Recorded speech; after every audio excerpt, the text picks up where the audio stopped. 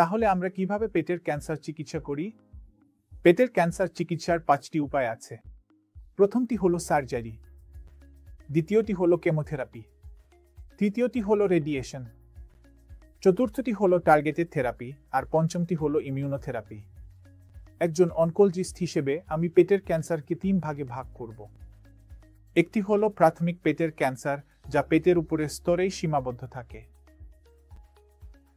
দ্বিতীয়টি হলো অগ্রসর পেটের ক্যান্সার, যা গভীরে প্রবেশ করেছে বা লিম্ফ নোডে ছড়িয়ে পড়েছে।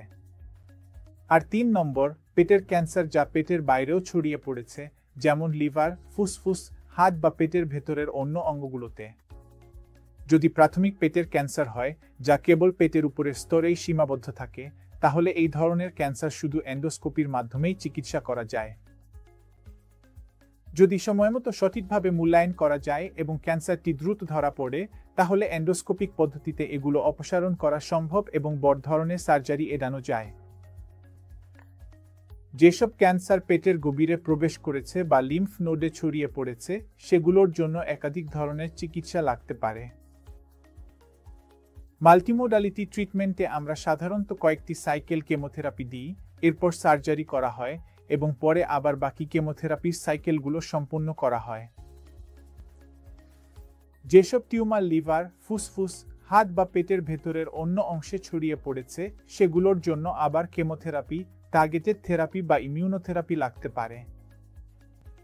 পেটের ক্যান্সারের জন্য সার্জারি খোলা পদ্ধতিতে বা কিহোল টেকনিক, অর্থাৎ ল্যাপারোস্কোপি বা রোবোটিক পদ্ধতিতে করা যেতে পারে। পেটের ক্যান্সারের সার্জারির ধরন নির্ভর করে টিউমারটি পেটের কোনো অংশে আছে তার উপর।